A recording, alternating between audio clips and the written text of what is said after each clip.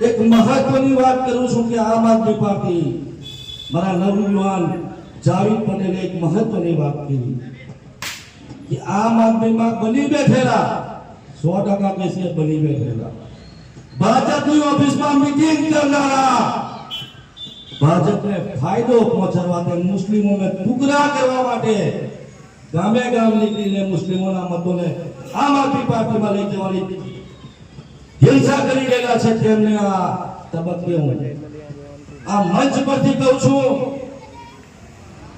કે મહેનત કરી લેજો જેટલી કરવી હોય એટલી. અમારો મુસ્લિમ સમાજ ક્યાંય તમારી વાતોમાં આવવાનો નથી.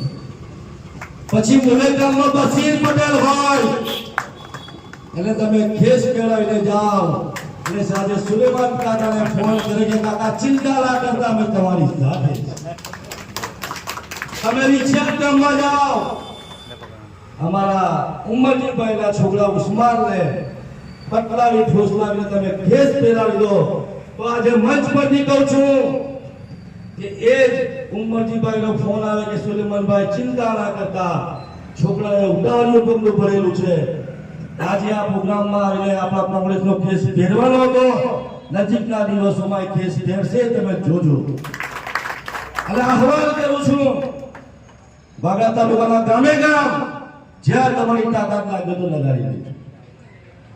બધાને ખબર છે કે તમે આમ આદમી પાર્ટીમાં રહીને પણ આમ આદમી પાર્ટીનું ભલું નથી કરતા. તમે તો એસી ઓફિસમાં જઈને મીટિંગ કરો છો અને મુસ્લિમો તો કેટલા લાવ્યા એનો હિસાબ આપવા જાઓ છો. આખા મારા ભરૂચ જિલ્લાના સમાજને ખબર છે. પણ ભરૂચ જિલ્લાની જે પરિસ્થિતિ છે અને જે ગરીબ બેઠેલા લોકો તમારી પાસે આવે ત્યારે એમને જવાબ આપજો. જે મુનેર બશીરભાઈનો જવાબ હોય, વિછિયાદમાંથી ઉસ્માનભાઈનો જવાબ હોય, તો આહવાન કરું છું એક એક ગામના મુસ્લિમોને કે તમે પણ એમને એવો જવાબ આપજો કે ભાઈ એસી ઓફિસની ચિંતા કરીને અમારા મત લેવા આવ્યા છે એવું કહેજો.